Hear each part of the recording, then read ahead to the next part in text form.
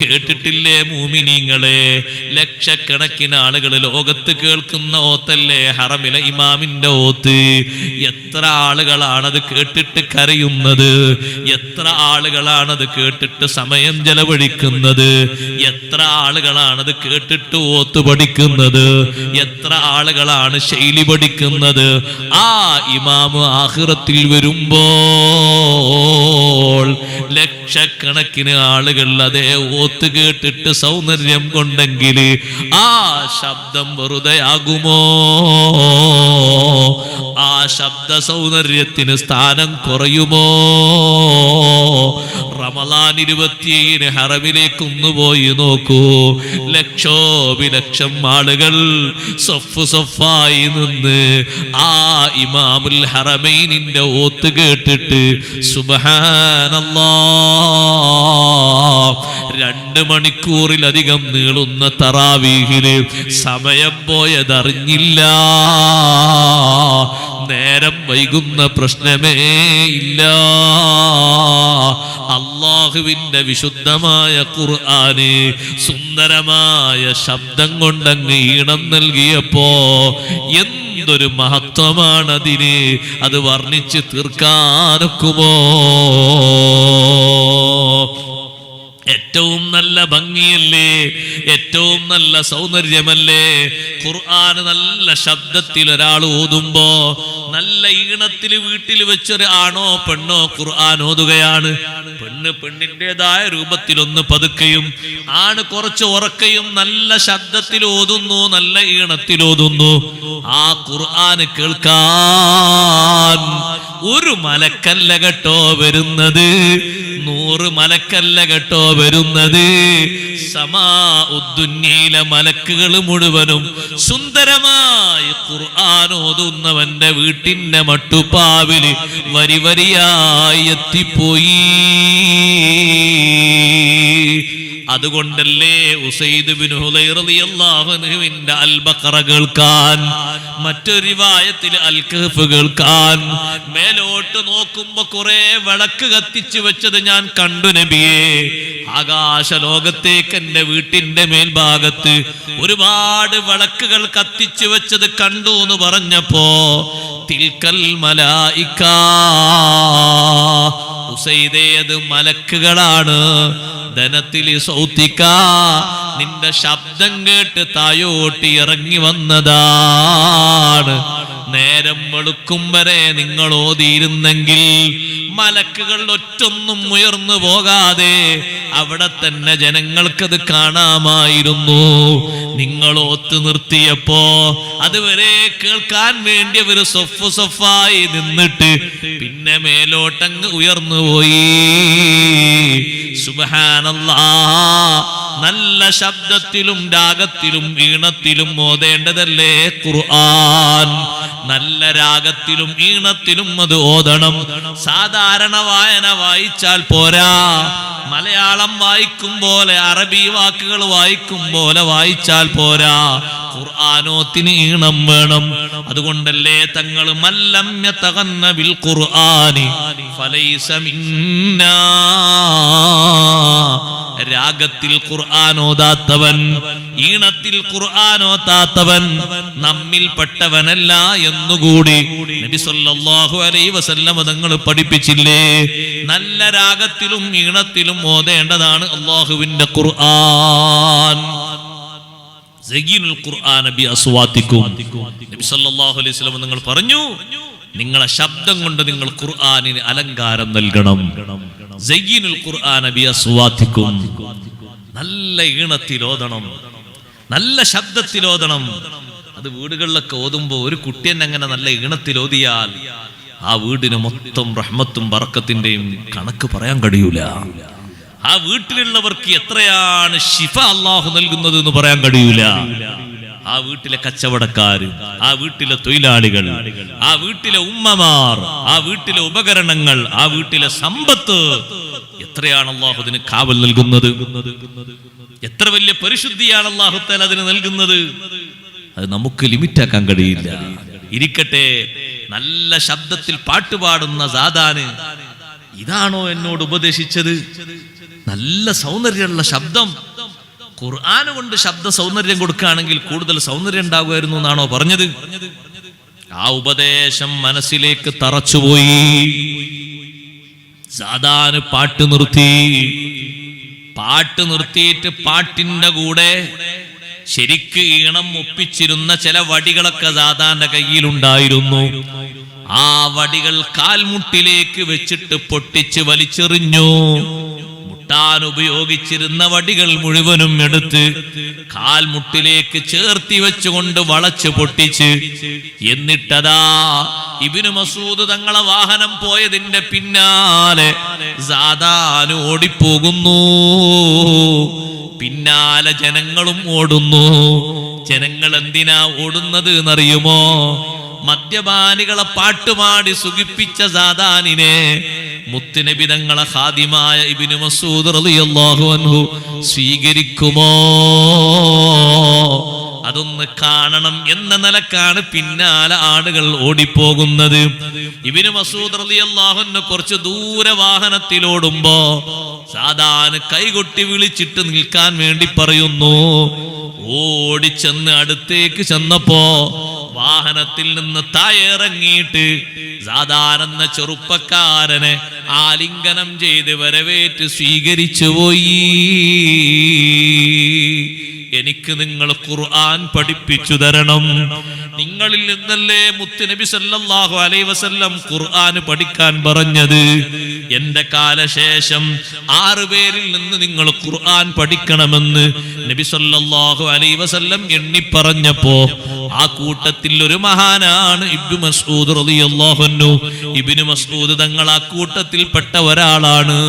നിങ്ങൾ എനിക്ക് ഖുർആൻ പഠിപ്പിച്ചു തരണം, ഖുർആനോത്ത് പഠിപ്പിച്ചു തരണം. ഇബ്നു മസ്ഊദ് റളിയല്ലാഹു അൻഹു കൂടെ കൊണ്ടുപോയി.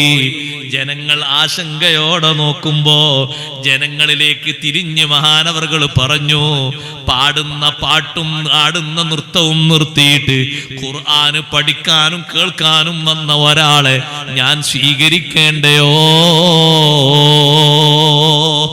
പാട്ട് പാടാനല്ലല്ലോ ഇപ്പൊ വന്നത്, പാടിയിട്ടെന്നെ സുഖിപ്പിക്കാനല്ലല്ലോ വന്നത്.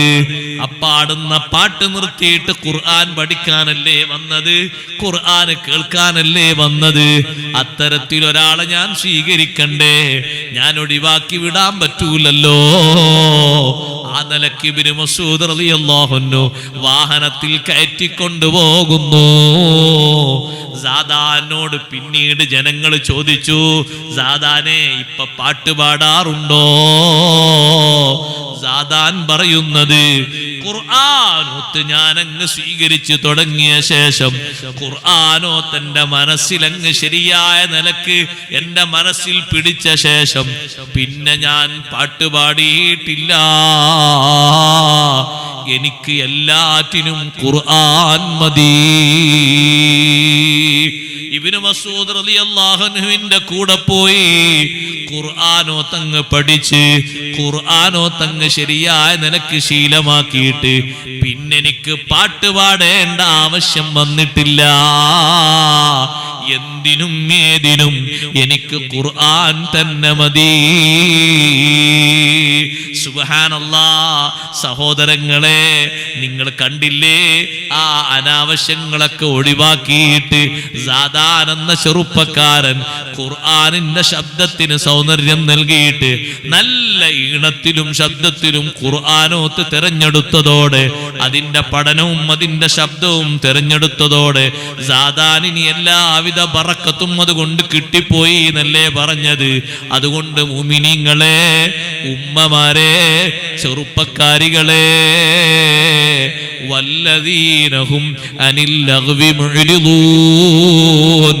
അനാവശ്യം കേട്ടുകൊണ്ട് കാതിനെ കേടാക്കരുത്, മനസ്സിനെ കേടാക്കരുത്. മനസ്സിൽ വരേണ്ട ചിത്രങ്ങൾ നല്ലതാകണം, മനസ്സിൽ വരേണ്ട ഓർമ്മകൾ നല്ലതാകണം, മനസ്സിൽ വരേണ്ട വിഷയങ്ങൾ നന്മയാകണം. അപ്പോഴേ മനസ്സിന്റെ ക്ലിയർ നിലനിർത്താൻ കഴിയുകയുള്ളൂ, മനസ്സിന്റെ പരിശുദ്ധി പരിപോഷിപ്പിക്കാൻ കഴിയുകയുള്ളൂ, മനസ്സിന് ആത്മീയമായ ഭാവങ്ങൾ കൂട്ടിക്കൊണ്ടുവരാൻ കഴിയുകയുള്ളൂ. പറ്റാത്തത് കേട്ടാല് മനസ്സിനതിന് സ്വാധീനമുണ്ടാകുമോ? ഉണ്ട്. അനാവശ്യമായത് കണ്ടാല് മനസ്സിനതിന്റെ ചിത്രം വരുമോ? ചിത്രം വരും. അനാവശ്യമായ വിഷയങ്ങളിൽ പങ്കെടുത്താൽ അതിന്റെ ഒരു കുറവ് മനസ്സിനുണ്ടാകുമോ? ഉണ്ടാകും. അത്തരത്തിലുള്ള ഒരു വിഷയവും കേൾക്കാതെ, അത്തരത്തിൽ ഒന്നിനും സമയം കളയാതെ, അത്തരത്തിലുള്ള ദൃശ്യങ്ങളൊന്നും കാണാതെ കഴിവിന്റെ പരമാവധി അനാവശ്യങ്ങളിൽ നിന്ന് മാറി ജീവിക്കണം. വല്ലദീനഹും അനിൽ ലഗ്വി മുഅ്രിദൂൻ. അനാവശ്യങ്ങൾക്ക് വേണ്ടി സമയം കളയരുത്. അനാവശ്യം കാണുന്നതിന് കേൾക്കുന്നതിന് വേണ്ടി ആകരുത് നമ്മുടെ സമയം മുഴുവനും തീർക്കുന്നത്. കഴിവിന്റെ പരമാവധി ശ്രദ്ധിക്കുകയും സൂക്ഷിക്കുകയും. കേൾക്കാൻ ആഗ്രഹമുണ്ടോ? ഒരു പാട്ട് കേൾക്കട്ടെ, മദ്ഹിനെ മുന്തിച്ചോളൂ. മുത്തുനബി സല്ലല്ലാഹു അലൈഹി വസല്ലമ തങ്ങളെ മദ്ഹുകൾ ധാരാളമില്ലയോ? ഔലിയാക്കളുടെ അമ്പിയാക്കളുടെ മദ്ഹുകൾ ധാരാളമില്ലയോ? അല്ലാഹുവിന്റെ റസൂൽ സല്ലല്ലാഹു അലൈഹി വസല്ലമ തങ്ങൾ പോലും ഇരുന്ന് കേട്ട മദ്ഹല്ലേ ബദരീങ്ങളെ മദ്ഹ്. ഇമാം ബുഖാരി തങ്ങൾ റിപ്പോർട്ട് ചെയ്തില്ലേ? റുബയ്യ ബീവി റളിയല്ലാഹു അൻഹ പറഞ്ഞില്ലേ, എന്റെ കല്യാണ ദിവസം നബി സല്ലല്ലാഹു അലൈഹി വസല്ലം എന്റെ വീട്ടിലേക്ക് വന്നു. എന്റെ വീട്ടിൽ വന്നപ്പോ ചെറിയ കുട്ടികൾ ദഫ് മുട്ടിയിട്ട് പാട്ട് പാടുന്നുണ്ട്. ചെറിയ കുട്ടികൾ ദഫ് മുട്ടിയിട്ട് പാട്ട് പാടുന്നുണ്ട്. ബദർ ദിവസത്തിൽ ഷഹീദായി പോയ ഉപ്പാപ്പമാരെ പറ്റി മക്കൾ അങ്ങനെ പാട്ട് പാടുകയാണ്. നബി സല്ലല്ലാഹു അലൈഹി വസല്ലമ തങ്ങൾ അവിടെ കട്ടിൽ ഇരുന്നിട്ട് കുട്ടികളെ പാട്ട് നന്നായി ശ്രവിക്കുന്നു. ദഫ് മുട്ടിൽ അല്ലാഹുവിന്റെ റസൂൽ സല്ലല്ലാഹു അലൈഹി വസല്ലമ തങ്ങൾ ദഫ് മുട്ടിയിട്ട് പാട്ട് പാടുമ്പോ, ബദരീങ്ങളെ മദ്ഹ് പാടുമ്പോ നബി സല്ലല്ലാഹു അലൈഹി വസല്ലം അവിടെ ഇരുന്നത് കേട്ടു എന്നതും, കൂട്ടത്തിൽ അല്ലാഹുവിന്റെ റസൂൽ സല്ലല്ലാഹു അലൈഹി വസല്ലമ തങ്ങളെ മദ്ഹ് പറഞ്ഞു ഒരു കുട്ടി പാട്ട് പാടിയപ്പോ നേരത്തെ പാടിയ ബദരീങ്ങളെ പാട്ട് തന്നെ പാടാൻ വേണ്ടി നബി സല്ലല്ലാഹു അലൈഹി വസല്ലം നിർദ്ദേശിച്ചു എന്നും ഹദീസിൽ കാണാം. ബദരീങ്ങളെ മദ്ഹ്, മരണത്തെപ്പറ്റി ഓർമ്മപ്പെടുത്തുന്ന പാട്ടുകൾ, കൊട്ടും കൊരവയും കൂടെയില്ലാത്തത്. കൂടെണ്ടെങ്കിൽ പിന്നെ അവിടെ മരണമൊന്നും ആകൂല, മനസ്സിലേക്ക് കൂടുതൽ താളം വെച്ച് വരിക. എല്ലാറ്റിൻ്റെയും കൂടെ അത് കൂട്ടിച്ചേർത്തിട്ടുണ്ട്, ചെലവ് കൂടി കിട്ടാൻ വേണ്ടിയിട്ട്. പഴയ കാലത്ത് ഒരു മ്യൂസിക്കും ഒന്നും ഇല്ലാതെ നല്ല ആത്മീയതയെ ഉണർത്തുന്ന നല്ല നല്ല ഗാനങ്ങൾ ഉണ്ടായിരുന്നു, പാട്ടുകൾ ഉണ്ടായിരുന്നു. ഇപ്പൊ അതൊക്കെ ചെലവ് കൂടി കിട്ടാൻ വേണ്ടി, കാശ് കൂടുതൽ പല ആൾക്കാർക്കും കിട്ടാൻ വേണ്ടി പലരും ഇഹ്റാം കെട്ടിയിട്ട് പലതും ഇങ്ങനെ ചെലവാക്കുന്നത്. ഇപ്പൊ നിങ്ങൾ കണ്ടില്ലേ, ഒരു വാള് കേൾക്കാൻ തന്നെ മനുഷ്യന്മാര് പരസ്യം കണ്ട് കണ്ട് കണ്ട് മടുത്തുവാണ്. എത്ര പരസ്യങ്ങളാണ് ഓരോരുത്തർ അതിൻ്റെ ഇവിടെ കൂടെ തിരികെ കൂറ്റി കെട്ടി വിട്ടുന്നത്. ആൾക്കാരത് കണ്ട് ചടച്ചു പോവാ. പിന്നെ അത് കട്ട് ചെയ്ത് ഒഴിവാക്കാൻ വേറെ മാർഗമില്ലാത്തതുകൊണ്ട് ഇടങ്ങേറാകാണ്. പിന്നെ ചില ആളുകളൊക്കെ ഇത് പറയുന്നത് കാണണ്ട, ശബ്ദം മാത്രം കേട്ടാൽ മതി എന്നുള്ളവർക്ക് അങ്ങനെ കുറെ ആൾക്കാർ സ്വീകരിച്ചു പോയി. പിന്നെ ആ ഇടങ്ങേറില്ലല്ലോ എന്നുള്ളവർക്ക് അത് പറയുന്നത് മാത്രം കേൾക്കുക, ശബ്ദം മാത്രം കേൾക്കുന്ന, പിന്നെ അത് കാണണ്ടല്ലോ. എന്താ സഹോദരങ്ങൾ, എല്ലാ സംഗതികളിലും കാണാം ഇങ്ങനെ. നമ്മൾ നന്മക്ക് വേണ്ടി, വിശുദ്ധ ഖുർആൻ നമ്മളോട് മത്സരിക്കാൻ പറഞ്ഞ കാര്യങ്ങൾക്ക് വേണ്ടി, നന്മക്ക് വേണ്ടി നമ്മുടെ സമയം മുന്നോട്ട് മുന്നോട്ട് കൂടുതൽ ചെലവഴിക്കണം. ഉപദേശങ്ങളൊക്കെ നല്ലോണം കേൾക്കുന്നതോടൊപ്പം ആഖിറത്തിലേക്ക് വേണ്ടി മത്സരിക്കാൻ വേണ്ടി അല്ലാഹു സുബ്ഹാനഹു വ തആല നമ്മുടെ മുന്നിൽ ചില കാര്യങ്ങളൊക്കെ അഭ്യർത്ഥിച്ചിട്ടുണ്ട്. ആ കാര്യങ്ങളിലേക്ക് ഒന്നുകൂടി ജാഗരൂകരാകണം. സാബിഖൂ ഇലാ മഗ്ഫിറത്തിൻ മിർ റബ്ബിക്കും. റബ്ബ് തആല പറഞ്ഞു, സാബിഖൂ, നിങ്ങൾ മുന്നോട്ട് വരണം. ഇലാ മഗ്ഫിറത്തിൻ മിർ റബ്ബിക്കും, നിങ്ങളെ റബ്ബിൽ നിന്ന് നിങ്ങൾക്ക് മഗ്ഫിറത്ത് ലഭിക്കുന്ന കാര്യങ്ങളിലേക്ക് മുന്നോട്ട് വരണം. അല്ലാഹുവിൽ നിന്ന് മഗ്ഫിറത്ത് ലഭിക്കുന്ന കാര്യങ്ങൾ എന്തൊക്കെയാണ്? അതിലേറ്റവും പ്രധാനപ്പെട്ട സംഗതിയാണ്. പക്ഷെ അത് പറഞ്ഞാൽ ആളുകൾ സ്വീകരിക്കുമോ എന്നറിയില്ല. എന്നാലും ബാധ്യത എന്ന നിലക്ക് പറയട്ടെ, അല്ലാഹുവിന്റെ മഗ്ഫിറത്ത് ലഭിക്കുന്ന ഏറ്റവും പ്രധാനപ്പെട്ട ഒരു കാര്യമാണ് മറ്റുള്ള ആളുകളിൽ നിന്ന് ഉണ്ടായിത്തീർന്ന അബദ്ധങ്ങൾ, അപക്വമായ വാക്കുകളും ശൈലികളും മാപ്പ് ചെയ്തു കൊടുക്കുക. അല്ലാഹുവിന്റെ മഗ്ഫിറത്ത് ലഭിക്കാൻ, അല്ലാഹുവിന്റെ മഗ്ഫിറത്ത് ലഭിക്കാൻ വലിയൊരു മാർഗമാണ് സഹോദരങ്ങളെ അത്. നമ്മുടെ കൂട്ടുകാരും നമ്മുടെ കുടുംബക്കാരിൽ നിന്നും ഒരുപാട് നമുക്ക് സഹിക്കാൻ പറ്റാത്ത വാക്കുകളും അവസ്ഥകളും വന്നേക്കാം. ജീവിതത്തിൽ എല്ലാവരും ഒരേ രൂപത്തിലല്ലല്ലോ, ഒരേ ഭാവത്തിലല്ലല്ലോ. പലരും പല രൂപത്തിലും പല സ്വഭാവത്തിലുമല്ലേ. അപക്വമായ ചില വർത്തമാനങ്ങള്, ചില സംസാരങ്ങള്, ചില ചെയ്തികള് നമുക്ക് ഇഷ്ടപ്പെടാത്തത് വന്നേക്കാം. അത് മാപ്പാക്കി കൊടുക്കുന്നിടത്ത് നമുക്ക് കിട്ടുന്നത് എന്താണെന്നറിയോ? അല്ലാഹുവിന്റെ മഗ്ഫിറത്താണ്. റബ്ബിന്റെ മഗ്ഫിറത്ത് ലഭിക്കാൻ ഏറ്റവും പ്രധാനപ്പെട്ട ഒരു മാർഗം അതാണ്. അതുകൊണ്ടല്ലേ ലോകത്തിന്റെ നേതാവ് മുഹമ്മദുർ റസൂലുള്ളാഹി സ്വല്ലല്ലാഹു അലൈഹി വസല്ലം തങ്ങൾ തെരഞ്ഞെടുത്ത ഏറ്റവും നല്ല വഴിയും അത് തന്നെയല്ലേ. കൂക്കി വിളിച്ച് അനാവശ്യങ്ങൾ പറഞ്ഞ് കല്ലെറിഞ്ഞ് ഒന്നും സ്വീകരിക്കാതെ ത്വായിഫിന്റെ തെരുവീതിയിൽ വെച്ച് നബി സല്ലല്ലാഹു അലൈഹി വസല്ലം തങ്ങളെ സ്വന്തം കുടുംബക്കാര് തന്നെ വേട്ടയാടിയപ്പോ മുത്തുനബി സല്ലല്ലാഹു അലൈഹി വസല്ലം പ്രാർത്ഥിച്ചത് അല്ലാഹുമ്മ ഗ്ഫിർ ലി ഖൗമി, അല്ലാഹുമ്മ ഹ്ദി ലി ഖൗമി ഫഇന്നഹും ലാ യഅലമൂൻ. എന്റെ ഖൗമിന് നീ മാപ്പ് കൊടുക്കണേ അല്ലാ, പുറത്തു കൊടുക്കണേ അല്ലാ. വിവരമില്ലാത്തവരാണല്ലോ, അവർക്ക് അറിവെത്തുമ്പോ വിവേകമെത്തുമ്പോ കാര്യം മനസ്സിലാക്കി അവര് നിന്റെ മാർഗത്തിലേക്ക് വന്നുകൊള്ളും. മാപ്പ് കൊടുക്കണേ അല്ലാ. അല്ലാഹുമ്മ ഗ്ഫിർ ലി ഖൗമി എന്നല്ലേ തങ്ങൾ ദുആ ചെയ്തു കൊടുത്തത്. പ്രതികാരം ആഗ്രഹിക്കുന്ന ഒരു ഘട്ടത്തിലും പ്രതികാരത്തിന്റെ മാർഗം സ്വീകരിക്കാതെ വിട്ടുവീഴ്ചയുടെയും മാപ്പിന്റെയും മാർഗം സ്വീകരിച്ച് ലോകത്തെ ഏറ്റവും വലിയ വിട്ടുവീഴ്ച പഠിപ്പിച്ച നേതാവ് സയ്യിദുൽ അംബിയാ മുഹമ്മദുർ റസൂലുള്ളാഹി സ്വല്ലല്ലാഹു അലൈഹി വസല്ലം തങ്ങൾ നമുക്ക് പഠിപ്പിച്ചു തന്ന ഏറ്റവും പ്രധാനപ്പെട്ട ഒരു വഴിയാണത്. മറ്റുള്ളവർക്ക് മാപ്പ് കൊടുക്കുക. അതിന് കുറച്ചൊക്കെ ഒരു ഈമാൻ വിളിച്ചുള്ള ആളുകള് നമ്മളെ നാട്ടിൽ എന്തെങ്കിലുമൊക്കെ ഒരു പ്രത്യേക സംഗതിക്ക് ഒരുങ്ങുമ്പോ, ഉദാഹരണമായിട്ട് ഇപ്പൊ ഹജ്ജിനോ ഉംറക്കോ അല്ലെങ്കിൽ കല്യാണത്തിനോ അല്ലെങ്കിൽ പൊരക്കൂടലിനോ അങ്ങനെയുള്ള ഏതെങ്കിലും സംഗതിക്കൊക്കെ ഒരുങ്ങുമ്പോ എന്തെങ്കിലും പ്രശ്നങ്ങളോ വിഷയങ്ങളോ ഒക്കെ ഉണ്ടെങ്കിൽ ഒന്ന് പറഞ്ഞ് സുൽഹാക്കി മസലത്താക്കി ഒന്ന് പൊരുത്തപ്പെടിച്ച് ഒന്ന് റെഡിയാക്കി ഒന്നുകൂടി ഒന്ന് ജീവിതമൊക്കെ ഒന്ന് വട്ടത്തിലാക്കാം. കുറച്ചുകൂടി ഈമാൻ വെളിച്ചുള്ള ആളുകളിൽ നിന്ന് ഒരു പക്ഷെ അങ്ങനെ വരും. പക്ഷെ ഈമാൻ വെളിച്ചം വളരെ ദൂരത്തായ ആളുകൾ പിന്നെയും അതിൽ നിന്ന് പിറകോട്ട് നിൽക്കും. അള്ളാഹു നമ്മളെ കാത്തു രക്ഷിക്കട്ടെ. കഴിഞ്ഞ വർഷം ഹജ്ജിന് പോകാൻ ഉദ്ദേശിച്ച 1-2 ആളുകളോട് അവരാ വിഷയം വന്ന് പറഞ്ഞപ്പോൾ അവർക്ക് ദ്വാരന്ന് കൊടുത്തു. നമുക്കെല്ലാവർക്കും നമ്മളെ കൂട്ടത്തിൽ അടുത്ത വർഷം ഉദ്ദേശിക്കുന്നവർക്ക് പ്രത്യേകിച്ചും മഖ്ബൂലും മബ്രൂറുമായ ഹജ്ജ് ഉംറകൾക്കും മർലിയായ സിയാറത്തിനും അല്ലാഹു തൗഫീഖ് നൽകുമാറാകട്ടെ. സഹോദരങ്ങളെ, ആ പരിശുദ്ധമായ കർമ്മത്തിന് ഭാഗ്യം കിട്ടിക്കഴിഞ്ഞാൽ പിന്നെ ആൾ ഏറ്റവും നല്ല രൂപത്തിലേക്ക് ഹജ്ജിന് പോകാൻ വേണ്ടത്. ഞാൻ എന്ത് സംഗതികൾക്ക് മുന്നോട്ട് നിൽക്കേണ്ടി വന്നാലും കുഴപ്പമില്ല, എൻ്റെ ഹജ്ജും ഉംറയും പൂർണ്ണമായി മഖ്ബൂലായി കിട്ടണം. നിങ്ങൾ ഏതായാലും ഹജ്ജിന് പോകല്ലേ. ഒരു 10-50 വയസ്സ് കഴിഞ്ഞിട്ട് അള്ളാഹു നിങ്ങൾക്ക് തന്ന തൗഫീഖല്ലേ.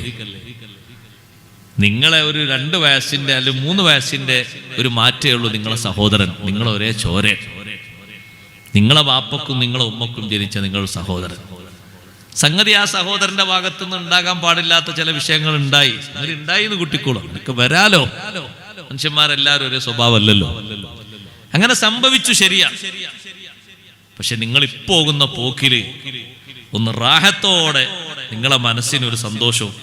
എല്ലാവർക്കും പങ്കെടുക്കുന്ന നിങ്ങളെ പരിപാടിക്ക് വേണ്ടി യാത്രയപ്പിന് വേണ്ടി പങ്കെടുക്കുന്നവർക്കൊക്കെ സംഗതി അത്രയൊക്കെ ആൾ ചെയ്തിട്ടും മാപ്പായി കൊടുത്തല്ലോ. നല്ല ഹജ്ജ് നല്ല ഉംറ അള്ളാഹ് കൊടുക്കട്ടെ എന്ന് എല്ലാവരും ദ്വാരക്കാനൊക്കെ കാരണല്ലേ നിങ്ങളെ സഹോദരനോടൊന്ന് പൊരുത്തപ്പെടിച്ച് നിങ്ങളെ വീട്ടിൽ ഒരു പരിപാടിയൊക്കെ ഉണ്ടാക്കി ആ പരിപാടിക്ക് സഹോദരനൊക്കെ വന്ന് നിങ്ങളെ യാത്രയാക്കാനൊക്കെ വന്ന് നല്ല മനസ്സോടെ യാത്ര ചെയ്ത് നല്ല റാഹത്തോടെ അമലൊക്കെ ചെയ്യുമ്പോൾ നിങ്ങളെ മനസ്സിന് ഒരു സന്തോഷം ഉണ്ടാകൂലേ എന്ന് വാളും ഉപദേശമൊക്കെ പറഞ്ഞെങ്കിലും അദ്ദേഹം തിരിച്ചു പറഞ്ഞു, ഉസ്താദേ അതിന് ഞാൻ അവിടെ മൗത്താകാൻ പോകുന്നില്ലല്ലോ, മരിക്കാൻ പോകുന്നില്ലല്ലോ, ഞാൻ ഹജ്ജ് ഇങ്ങോട്ട് തന്നെ വരൂലേ എന്ന് പറഞ്ഞ് അത് തീർക്കാനായിട്ട് ഇനി വന്നിട്ട് ബാക്കി തുടങ്ങണം എന്നാണ് പറഞ്ഞതിൻ്റെ അർത്ഥം. അങ്ങനെ പറഞ്ഞാൽ പിന്നെ എന്ത് വാള് പറയാനാ, പിന്നെ എന്ത് നസീഹത്ത് കൊടുക്കാനാ സഹോദരങ്ങളെ? നമ്മളെ മനസ്സിന്റെ കട്ടിയൊക്കെ ഒന്ന് കുറക്കണ്ടേ? നിസ്സാര പ്രശ്നമായിരിക്കും ചിലപ്പോൾ ഉണ്ടാകുക, അന്വേഷിച്ച് നോക്കിയാൽ കാര്യമായിട്ടൊന്നും ഉണ്ടാവില്ല. ചിലപ്പോൾ അത് കേട്ടാൽ ചിരി വരും. ഇതിനാപ്പ ഈ ഒരു പൊരുത്തക്കേടായിട്ട് ഇങ്ങനെ നടക്കണമെന്നൊക്കെ ചോദിക്കും. നിസ്സാര വിഷയം ഉണ്ടാവുള്ളൂ, അതിന് വർഷങ്ങളെ പഴക്കമുണ്ടാകും. നിസ്കാരത്തിന് കുറവുണ്ടാവില്ല, ജമാഅത്തിന് കുറവുണ്ടാവില്ല, ഖുർആനത്തിന് കുറവുണ്ടാവില്ല. ഒറ്റ കുറവേ ഉള്ളൂ, അത് തിരുത്താനേ ഉള്ളൂ. അള്ളാഹുവിന്റെ മഗ്ഫിറത്ത് കിട്ടാൻ ഒറ്റ വിഷയമുള്ളൂ ഞവർക്ക് വേണ്ടത്. എന്താണ്? ഈ പ്രശ്നങ്ങളൊന്ന് പരിഹരിച്ചിട്ടാൽ മതി. മനസ്സിൽ നീറുന്ന സങ്കടം ഉണ്ടായിട്ട് നമുക്കാർക്കും ദുന്യാവിൽ അങ്ങനത്തെ വന്ന് നമുക്കാർക്കും അനുഭവം പറയണ്ടാകൂല. എന്നിട്ട് നിങ്ങൾ നോക്ക്, നീറുന്ന പ്രശ്നങ്ങൾ മനസ്സിൽ വന്നിട്ട് അത് വിട്ടുവീഴ്ച ചെയ്തു കൊടുത്തില്ലേ വലിയ വലിയ മഹാന്മാര്? ആ വിട്ടുവീഴ്ച നമുക്കൊരു ഉദാഹരണമാക്കി അല്ലാഹു തആല പഠിപ്പിച്ചില്ലേ? എത്ര നീറുന്ന പ്രശ്നങ്ങൾക്കാണ് അവർ വിട്ടുവീഴ്ച കൊടുത്തത്. ഉമ്മമാരെ ഉപ്പമാരെ ഖുർആൻ വലിയൊരു ഉദാഹരണം പഠിപ്പിക്കുന്നില്ലേ? നബിയുല്ലാഹി യാക്കൂബ് അലൈഹിസ്സലാം. യാക്കൂബ് നബി അലൈഹിസ്സലാം എത്ര വലിയ മഹത്വമുള്ള മഹാനാണ്.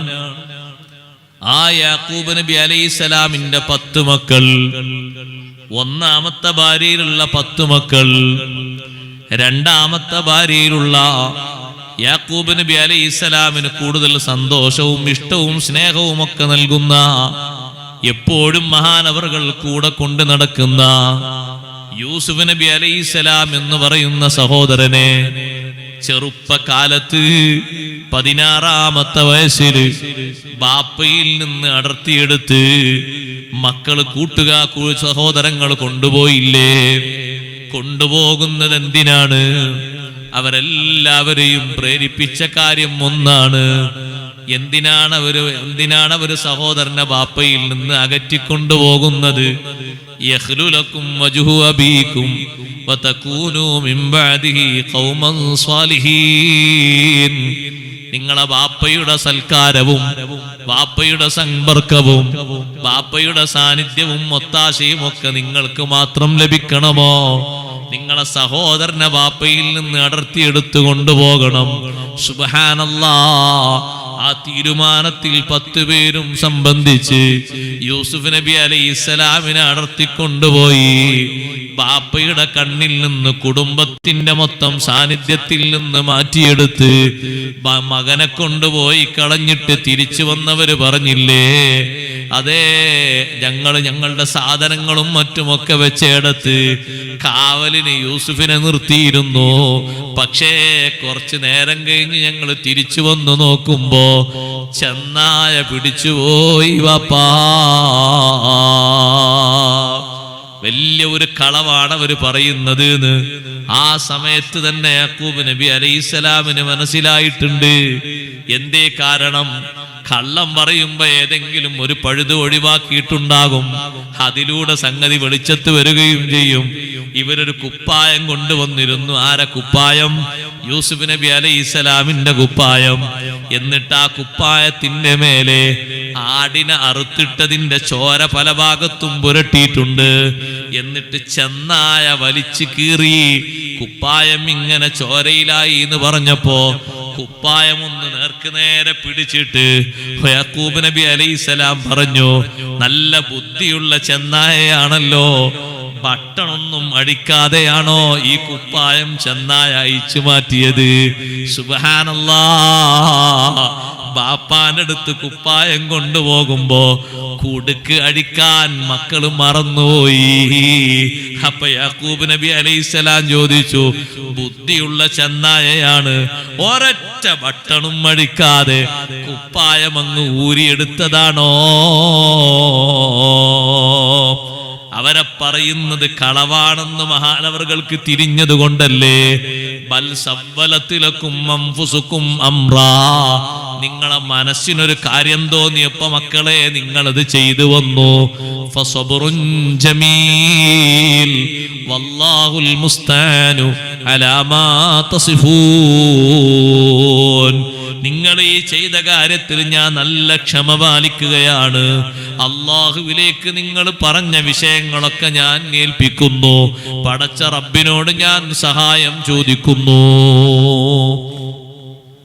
ആ മക്കൾ അങ്ങനെ നടന്നു, വീട്ടിൽ അങ്ങനെ താമസിച്ച്, യാക്കൂബ് നബി അലൈഹിസ്സലാമിന്റെ കൂടെ അങ്ങനെ താമസിച്ച് മുന്നോട്ട് പോയി. ഒരു 60 വർഷം കഴിഞ്ഞപ്പോഴും യാക്കൂബ് നബി അലൈഹിസ്സലാം ഇടക്കിടക്ക് തന്റെ മക്കളോട് പറയും, എന്റെ യൂസുഫ് കൂടെ ഉണ്ടായിരുന്നെങ്കിൽ എന്തൊരു സുഖമായിരുന്നു. ഇടക്കിടക്ക് ഓരോ കാര്യങ്ങൾ പറയുമ്പോൾ യൂസുഫ് നബി അലൈഹിസ്സലാമിനെ അങ്ങനെ ഓർമ്മിക്കും. ഇവര് സ്വന്തം സവിധത്തിൽ നിന്ന് യൂസുഫ് നബി അലൈഹിസ്സലാമിനെ മാറ്റിയിട്ടും ബാപ്പയുടെ സാമീപ്യവും ബാപ്പയുടെ സാന്നിധ്യവും പൂർണ്ണമായവർക്ക് കിട്ടുക എന്നുള്ള കാര്യം ഉണ്ടായില്ല. കാരണം ലക്ഷ്യം നല്ലതല്ലാത്തത് കൊണ്ട് വിഷയവും നേടിയെടുത്തില്ല. അവർക്ക് കിട്ടിയില്ല ബാപ്പയുടെ പൂർണ്ണ സാന്നിധ്യവും പൂർണ്ണ സഹകരണവും. ഇടക്കിടക്ക് യൂസുഫ് നബി അലൈഹിസ്സലാമിനെ അങ്ങനെ ഓർക്കും. യൂസുഫ് നബി അലൈഹിസ്സലാമിനെ അന്വേഷിക്കാൻ വേണ്ടി മക്കളെ വിടും. പല ഭാഗത്തേക്കും ആളുകൾ ഒരുമിച്ച് കൂടുന്ന സ്ഥലങ്ങളിലേക്ക്, ചന്തകളിലേക്ക്, സീസൺ കച്ചവടങ്ങളിലേക്കൊക്കെ വിടും. അവിടെ പോയൊക്കെ യൂസുഫിനെ നിങ്ങൾ അന്വേഷിക്കണമെന്ന് പറയും. ബഹുമാനപ്പെട്ട യാക്കൂബ് നബി അലൈഹിസ്സലാം അപ്പോഴും ജീവിക്കുന്നത് ഈ 10 മക്കളോടൊപ്പം തന്നെയാണ്. പിന്നീട് സഹോദരങ്ങളെ, മിസ്രിലെ രാജാവ് റേഷൻ പദ്ധതി നടപ്പിലാക്കിയിട്ടുണ്ട്. പരിസരങ്ങളിൽ മുഴുവനും വരൾച്ച ബാധിച്ചപ്പോ, ഭക്ഷ്യധാന്യങ്ങൾക്ക് വരൾച്ച വന്നപ്പോ ആദ്യമായി റേഷൻ സംവിധാനം നടപ്പിലാക്കിയത് യൂസുഫ് നബി അലൈഹിസ്സലാമാണ്. അന്ന് യൂസുഫ് നബി അലൈഹിസ്സലാം മിസ്രിലെ അസീസ് രാജാവിന്റെ സാമ്പത്തിക വകുപ്പ് കൈകാര്യം ചെയ്യുന്ന അവിടുത്തെ മേലുദ്യോഗസ്ഥനാണ്. ആ യൂസുഫ് നബി അലൈഹിസ്സലാം അവിടെ റേഷൻ പദ്ധതിയും കാര്യങ്ങളൊക്കെ വിതരണം ചെയ്തുകൊണ്ടിരിക്കുമ്പോ യൂസുഫ് നബി അലൈഹിസ്സലാമിന്റെ സഹോദരങ്ങൾ 10 ആള് റേഷൻ വാങ്ങാൻ വേണ്ടി അവിടെ വന്നു.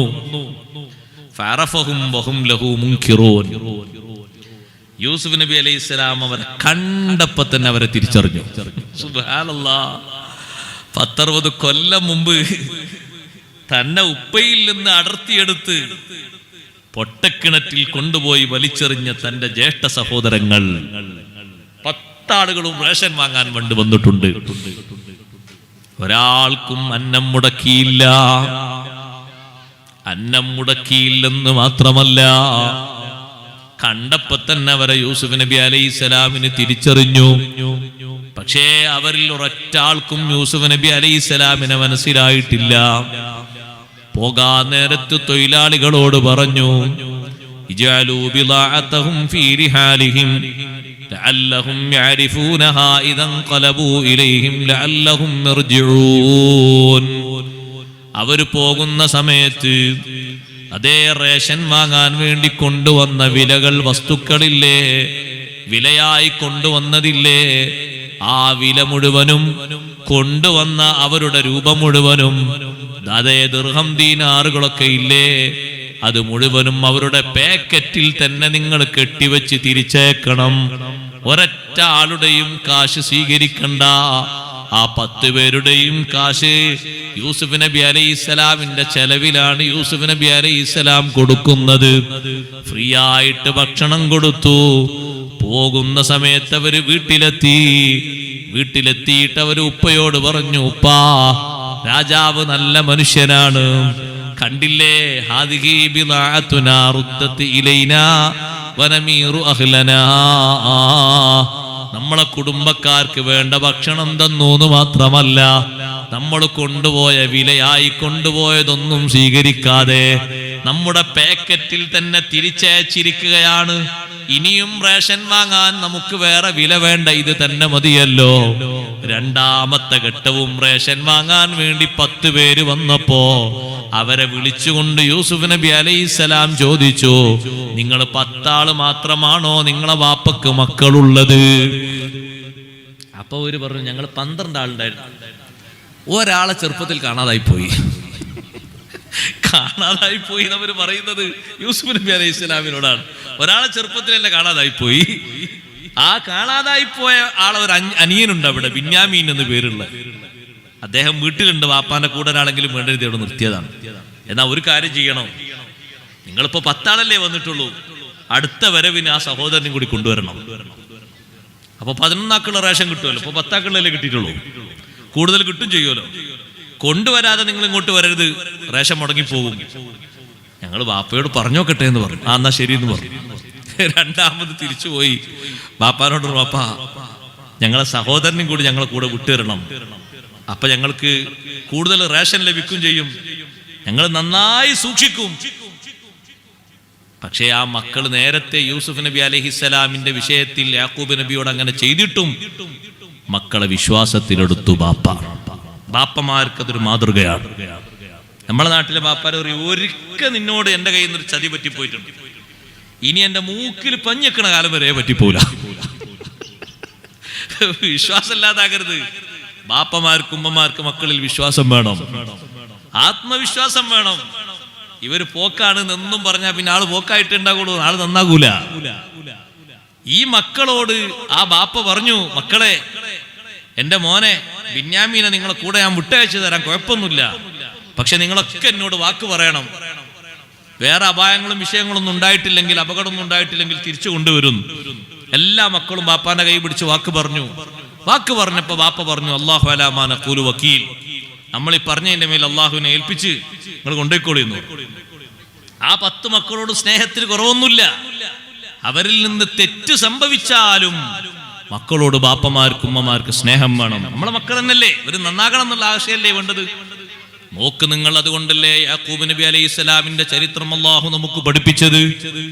11 മക്കളും വീട്ടിൽ നിന്ന് പോകുമ്പോ മക്കളെ വിളിച്ചിട്ട് ബാപ്പ പറയുന്നു, യാ ബനിയ്യ ലാ തദ്ഖുലൂ മിൻ ബാബിൻ വാഹിദിൻ വദ്ഖുലൂ മിൻ അബ്വാബിൻ മുതഫർരിഖാ. 11 മക്കളല്ലേ ഇപ്പൊ പോകുന്നത്. നിങ്ങൾ മിസ്രിലേക്ക് പോകുമ്പോ, രാജാവിന്റെ കൊട്ടാരത്തിലേക്ക് കയറുമ്പോ ഒറ്റ കവാടത്തിലൂടെ എല്ലാവരും കയറിയേക്കരുത്, 2-3 കവാടത്തിലൂടെ ഭാഗമായി കയറണം. എന്തേ അങ്ങനെ പറഞ്ഞത്?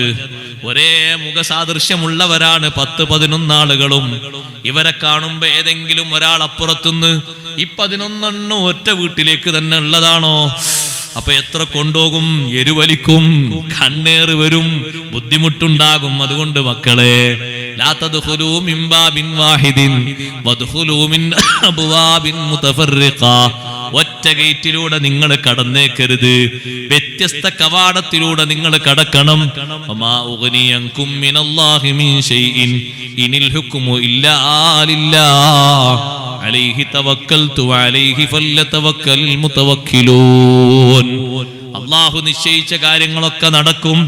പടച്ച റബ്ബിന്റെ ഖളാഇന് എതിര് ചെയ്യാൻ കഴിയൂലല്ലോ. എന്നാലും ഞാൻ നിങ്ങളോട് സ്നേഹപൂർവ്വം ഒരു അഭ്യർത്ഥന നടത്തുകയാണ്. ഉപ്പമാരെ, ഉമ്മമാരെ, ഇങ്ങനെ ഒരു മോനെ ബാപ്പയിൽ നിന്ന് അടർത്തിയെടുത്ത് കൊണ്ടുപോയി പിന്നെ ബാപ്പയിലേക്ക് തിരിച്ചു വരാത്ത രൂപത്തിൽ ആ മകൻ കളഞ്ഞു പോകാൻ 10 മക്കളും കാരണമായി വർത്തിച്ചിട്ടും സ്നേഹം അവരോട് കുറവില്ല, സമീപനം അവരോട് മാറ്റമില്ല. അബദ്ധങ്ങൾ മക്കളിൽ നിന്ന് സംഭവിച്ചാലും, ഗുരുത്തം കെട്ട പ്രവർത്തനങ്ങളും വർത്തമാനങ്ങളും സാമ്പത്തികമായിട്ടോ കുടുംബപരമായിട്ടോ മറ്റോ ഒക്കെ വന്നാലും നന്നാകണം എന്ന ലക്ഷ്യം വെച്ച് അതേ പ്രാർത്ഥനയും പ്രവർത്തനവും ഒക്കെയായി നല്ല സ്നേഹ സമീപനമാണ് കാഴ്ചവെക്കേണ്ടത്. നല്ല സ്നേഹ സമീപനമാണ്, പെരുമാറ്റമാണ് ഉണ്ടാകേണ്ടത്. അതിലെ മാറ്റം സാധ്യമാകൂ. 11 പേരും അവിടെ എത്തി. അവിടെ എത്തിയപ്പോ യൂസുഫ് നബി അലൈഹിസ്സലാം തന്റെ ബാപ്പയും ഉമ്മയും ഒത്ത സഹോദരനായ ബിന്യാമീനെ തനിച്ച് റൂമിലേക്കൊന്ന് കൊണ്ടുപോയിട്ട് പറഞ്ഞു, ഇന്നി അന അഖൂക ഫലാ തബ്തഇസ് ബിമാ കാനൂ യഫ്അലൂൻ. മനസ്സിലായോ നിനക്ക് എന്നെ? ഞാൻ നിന്റെ സഹോദരൻ യൂസുഫാണ്, വിഷമിക്കരുത്. കുറെ കാലമായില്ലേ നമ്മൾ കണ്ടിട്ട്, നമുക്കിവിടെ ഒരുമിച്ച് കഴിയണം. ബാപ്പയെയും മറ്റു കുടുംബാംഗങ്ങളെയും കൊട്ടാരത്തിലേക്ക് കൊണ്ടുവരണം. കുറച്ചു കാലം നമുക്ക് രണ്ടുപേർക്കും ഇവിടെ കഴിയാൻ ഞാൻ ചില ആസൂത്രിത നീക്കങ്ങൾ നടത്തും. അതേ, നീ അതിന് വിഷമിക്കരുത്. നിന്നെപ്പറ്റി പലതും ഒരു പക്ഷേ അവർ പറയും. ഞാൻ നിന്റെ കൂടെ ഇല്ലാത്ത കാലം നിനക്കൊരുപാട് പരിക്ക് ഏറ്റിട്ടുണ്ട് എന്ന് എനിക്ക് ഉറപ്പാണ്. ഞാനില്ലാത്തത് കൊണ്ട് ബാപ്പ നിന്നെയല്ലേ അടുപ്പക്കാരനായി കൂടെ കൂട്ടിയത് എന്നങ്ങ് പറഞ്ഞപ്പോ ബിന്യാമീൻ എന്ന സഹോദരൻ ഇത്രയും കാലം അനുഭവിച്ച അനുഭവങ്ങളൊക്കെ വിറക്കിയിട്ട് കരഞ്ഞുപോയി. അടച്ചു ചേർത്ത് കൂട്ടിപ്പിടിച്ചിട്ട് സമാധാനിപ്പിച്ചിട്ട് അതേ യൂസുഫ് നബി അലൈഹിസ്സലാം അതിനുള്ള മാർഗം ഒരുക്കി. 10 ആളും കെട്ടുകെട്ടാക്കിയിട്ട് അവര് പിരിഞ്ഞു സാധനങ്ങളുമായി പോകാൻ ഒരുങ്ങുമ്പോ അയ്യത്തുഹൽ ഈറു, ഓ കച്ചവട സംഘമേ, പോകാറായിട്ടില്ല. ഒരു വിഷയം ഇവിടെ നടന്നിട്ടുണ്ട്. രാജാവിന്റെ അളവ് പാത്രം കാണുന്നില്ല. അവര് പറഞ്ഞു, അളവ് പാത്രം വേറെവിടെങ്കിലും തെരഞ്ഞോളൂ. ഒമാക്കുന്ന സാരിക്ക് ഞങ്ങൾ കക്കുന്ന ആൾക്കാരൊന്നുമല്ല, ഞങ്ങൾക്ക് അങ്ങനെ മോഷണത്തിന്റെ സ്വഭാവമൊന്നുമില്ല. അളവ് പാത്രം നിങ്ങൾ പോയോടത്ത് എവിടെയും തെരഞ്ഞോളൂ. അപ്പൊ യൂസുഫ് നബി അലൈഹിസ്സലാമിന്റെ തൊഴിലാളി ചോദിച്ചു, അളവ് പാത്രം നിങ്ങൾ എടുത്തിട്ടില്ല നിങ്ങൾ പറയുന്നു, നിങ്ങളെ കൂട്ടത്തിൽ ആരുടെങ്കിലും കൂട്ടത്തിൽ അങ്ങനെ കണ്ടെത്തിയാൽ എന്താ ചെയ്യാ? അപ്പൊ അവര് പറഞ്ഞു, ഞങ്ങളെ നാട്ടിലെ ഒരു ശിക്ഷ ഉണ്ട്, ആ ശിക്ഷ നടത്തിയാൽ മതി. എന്താ നിങ്ങളെ നാട്ടിലെ ശിക്ഷ? ഞങ്ങളെ നാട്ടിലെ ശിക്ഷ, ആരാണോ കളവെടുത്തത് അയാൾ അവിടെ തടവിലാക്കി പിടിക്കും. കുറച്ചു കാലം ഇവിടെ തടവിലുള്ളൂ. എന്നാ ശരി, നിങ്ങളെ നാട്ടിലെ ശിക്ഷ തന്നെ എടുക്കാം, വേറെ ശിക്ഷ ഒന്നും എടുക്കണ്ട. നിങ്ങളെ നാട്ടിൽ അങ്ങനെയല്ലേ ശിക്ഷ, നിങ്ങളെ ഉപ്പ അങ്ങനെയല്ലേ പഠിപ്പിച്ചെന്നത്, ആ ശിക്ഷ തന്നെ എടുക്കാന്ന് പറഞ്ഞു. കെട്ടയച്ച് തെരഞ്ഞ് അവസാനം ബിന്യാമീൻ എന്ന് പറയുന്ന സഹോദരന്റെ കെട്ടിൽ നിന്ന് അളവ് പാത്രം കിട്ടിയപ്പോ, ഇതാ അളവ് പാത്രം നിങ്ങളെ സഹോദരന്റെ കെട്ടിൽ നിന്ന് കിട്ടിയിരിക്കുന്നു എന്ന് പറഞ്ഞു. അപ്പൊ ഈ 10 ആളും പറഞ്ഞു, ഈ യസിരിഖ് ഫഖദ് സറഖ അഖുൽ ലഹു മിൻ ഖബൽ.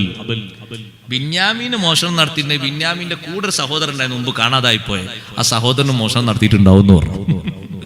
യൂസുഫ് നബി അലൈഹിസ്സലാം ഇത് കേൾക്കല്ലേ? സഹോദരങ്ങളെ എത്ര ക്ഷമിക്കണോ, എത്ര സഹകരിക്കണോ? സ്വന്തം ചേട്ടന്മാർ ഇപ്പോഴും നേരെ എതിരെ സംസാരിച്ചുകൊണ്ടിരിക്കുന്ന, അനുകൂലമായിട്ടല്ല. 2 പ്രാവശ്യം റേഷൻ കൊണ്ടുപോയി, 3ാമത്തെ തവണ റേഷൻ കൊണ്ടുപോകുമ്പോഴും അവരെ മനസ്സിന്റെ ഉള്ളിലിരിപ്പ് നോക്ക് നിങ്ങൾ. യൂസുഫ് എന്ന് പറയുന്ന 60 വർഷങ്ങൾക്കപ്പുറം ഇവര് ബാപ്പയിൽ നിന്ന് പൊട്ടക്കിണറ്റിൽ കൊണ്ടുപോയിട്ട് ആ സഹോദരനെ കുറിച്ച് ഇപ്പോഴും അവരെ മനസ്സിലുള്ള ചിത്രം അനുകൂല ചിത്രമല്ല. ഈ യസിരിഖ് ഫഖദ് സറഖ അഖുൽ ലഹു മിൻ ഖബൽ. ബിന്യാമീൻ മോഷണം നടത്തിയോ? ആ ബിന്യാമീന്റെ ഒപ്പമുള്ള ഒരു സഹോദരന്റെ വാപ്പിയമ്മയൊത്തെ മൂപ്പരും കട്ടിട്ടുണ്ടാവും എന്ന് പറഞ്ഞു. യൂസുഫ് നബി അലൈഹിസ്സലാം മനസ്സിൽ അത് ഒളിപ്പിച്ചു വെച്ചു, രഹസ്യമാക്കി വെച്ചു, ഒന്നും പറഞ്ഞില്ല. മനസ്സിന്റെ ഉള്ളിൽ മഹാനവറുകൾ പറഞ്ഞു, അന്തും ഷർറും മക്കാന വല്ലാഹു അലം ബിമാ തസിഫൂൻ. നിങ്ങൾ ഇപ്പോഴും ആ സ്വഭാവം ഒന്നും മാറ്റിയിട്ടില്ലല്ലേ, ഇപ്പോഴും പഴയ സ്വഭാവത്തിൽ തന്നെ ഉള്ളത്. നേരത്തെ 16ാം വയസ്സിൽ വാപ്പയിൽ നിന്ന് എന്നെ കൊണ്ടുപോകുന്ന അതേ സ്വഭാവം തന്നെയാണ് ഇപ്പോഴും മാറ്റൊന്നും ഉണ്ടായിട്ടില്ല. അന്തും ഷർറും മക്കാന. അവർ കെഞ്ചി പറഞ്ഞു, ഞങ്ങളെ വാപ്പക്ക് നേരത്തെ തന്നെ ഒരു കുട്ടി നഷ്ടപ്പെട്ടു പോയിട്ട് അതിന്റെ ദുഃഖം മാറിയിട്ടില്ല, അതുകൊണ്ട് സഹോദരൻ എങ്ങനെങ്കിലും തരണം, ഞങ്ങളെ 10 ആളിൽ ഏതെങ്കിലും ഒരാളവിടെ നിർത്തണം. അല്ല, അത് നിങ്ങൾ പറഞ്ഞ നിയമത്തിനെതിരാകൂലേ? നിങ്ങൾ നേരത്തെ എന്തേ പറഞ്ഞത്? ആരിൽ നിന്നാണോ അളവ് പാത്രം കിട്ടുന്നത് അയാളെ പിടിച്ചു വെക്കണം എന്നല്ലേ? പിന്നെ വേറൊരാളെ പിടിച്ചു വെച്ചാൽ അത് അക്രമാവൂലേ? അതുകൊണ്ട് കിട്ടിയ ആളവിടെ നിർത്തണം, ആ വിട്ടു തരാൻ പറ്റൂല എന്ന് പറഞ്ഞു. 10 ആളുകളെ കൂട്ടത്തിൽ ചില ആളുകൾ അങ്ങോട്ട് പോയി.